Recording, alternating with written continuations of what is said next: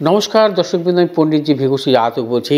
আগামী 5ই ফেব্রুয়ারি মঙ্গল মকর রাশিতে প্রবেশ করবে, থাকবে 15ই মার্চ পর্যন্ত। অর্থাৎ 5ই ফেব্রুয়ারি থেকে 15 মার্চ প্রায় 1 মাস 10 দিন অর্থাৎ 40 দিনের মতন মঙ্গলের অবস্থান থাকবে মকর রাশিতে।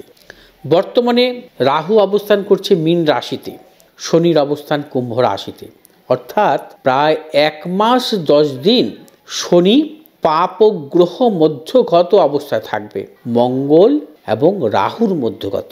শনি বিশেষ করে শুভ গ্রহ মধ্যগত থাকা যেমন শুভ, শুভ গ্রহ যুক্ত থাকা যেমন শুভ, শনি পাপগ্রহ যুক্ত থাকা অবশ্যই অশুভ, পাপগ্রহ মধ্যগত থাকাও অবশ্যই অশুভ।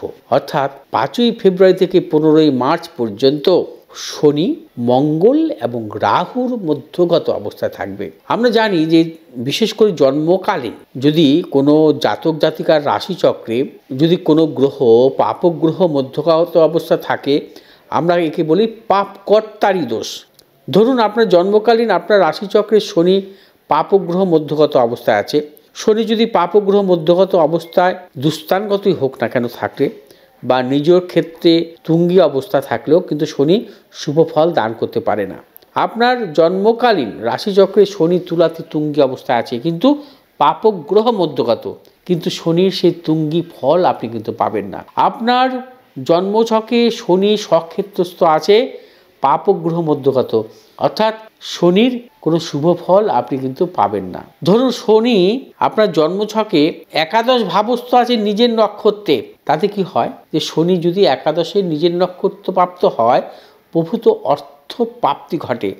কিন্তু সেই শনি যদি পাপগ্রহ মধ্যগত অবস্থা থাকে সেই শুভ ফল আপনি কিন্তু পাবেন না। কারণ পাপগ্রহ মধ্যগত থাকা শুধু শনি নয়, যে কোনো গ্রহ, সে বুধ হতে পারে, বৃহস্পতি হতে পারে, শুক্র হতে পারে, সেই শুভ ফল দান করতে পারে না। কারণ পাপগ্রহ মধ্যগত হলে সেই গ্রহ যে ভাবের অধিপতি সেই ভাবকে নষ্ট করে দেয়। শনি যদি আপনার জন্মকালীন দশমপতি হয়, কর্মপতি হয়, কর্মভাব নষ্ট করে দেবে। শনি যদি আপনার ভাগ্যপতি হয়, ভাগ্য ভাবটাকে নষ্ট করে দেবে। শনি যদি আপনার জন্মছকে চতুর্থপতি হয়, বিদ্যা ভাবকে নষ্ট করে দেবে। পঞ্চমপতি হলে সন্তান ভাবকে নষ্ট করে দেবে। ঠিক তেমনি শনি যে ভাবের অধিপতি হয়ে থাকবে সেই ভাবকে সে কিন্তু কখনোই ভালো থাকতে দেবে না। এখানে শনি যেহেতু কুম্ভ রাশিতে অবস্থান করছে নিজের ভাবে নিজের ক্ষেত্রে, কিন্তু শনি কিন্তু এখানে এই 1 মাস 10 দিন শুভ ফল দান করতে পারবে না, যেহেতু পাপগ্রহ মধ্যগত অবস্থা আছে, রাহু এবং মঙ্গলের মধ্যগত অবস্থা আছে। এটা কিন্তু কখনোই কিন্তু শুভ নয়। এই সময় কিন্তু নানাবিধ প্রতিকূলতা আসতে পারে বিশেষ বিশেষ রাশির জাতক জাতিকাদের ক্ষেত্রে। কারণ এই 1 মাস 10 দিন আমরা বলবো পাপকর্তারি দোষ। শনি যেহেতু পাপগ্রহ মধ্যগত অবস্থা আছে, আবার যখন কোনো গ্রহ শুভ গ্রহ মধ্যগত থাকে তাহলে তাকে কি বলা হয়? শুভকর্তারি দোষ, অর্থাৎ শুভকর্তারি যোগ। আর এখানে যেহেতু পাপগ্রহ মধ্যগত অবস্থায় আছে পাপকর্তারি দোষ, অর্থাৎ শনি পাপকর্তারি দোষ থাকার জন্য 1 মাস 10 দিন খুব সাবধানতা অবলম্বন করতে হবে।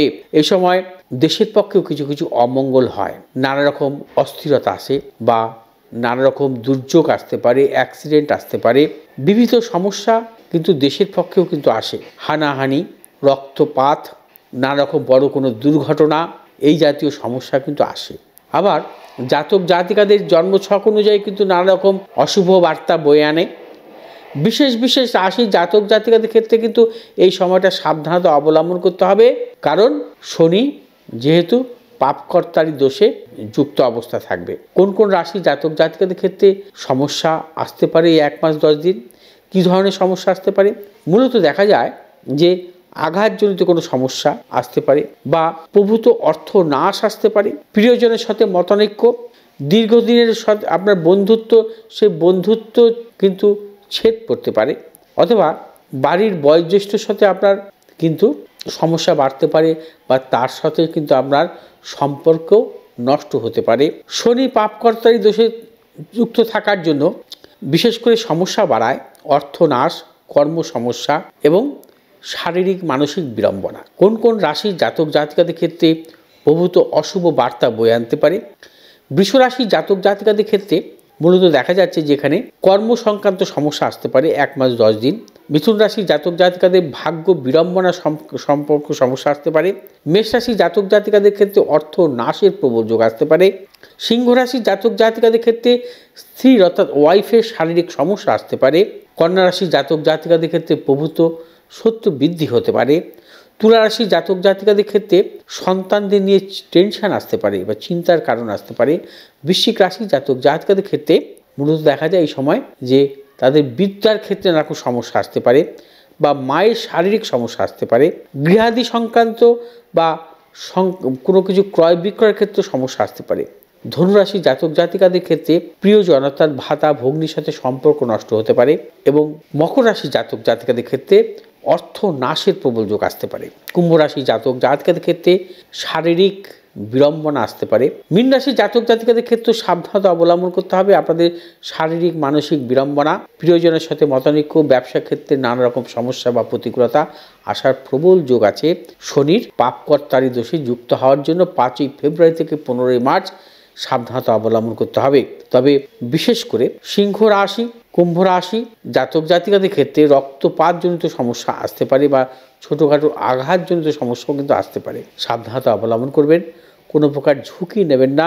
যে কোনো শুভ কাজের ক্ষেত্রে আপনারা কিন্তু এই সময়টায় কিন্তু চোখ খুলে কিন্তু এগোবেন। দর্শকবৃন্দ, শনির পাপকর্তারি দোষ বা গোচরে যে পাপকর্তারি শনির এই দোষ নিয়ে আমি আলোচনা করলাম বা পাপকর্তারি দোষ নিয়ে কিন্তু আমি সম্পূর্ণ বিশ্লেষণ করলাম জ্যোতিষশাস্ত্র অনুযায়ী। যদি আমার এই ভিডিওটি আপনাদের ভালো লাগে আপনারা শেয়ার করবেন, লাইক করবেন, সাবস্ক্রাইব করবেন, পাশে থাকা বেল আইকনটি টিপে।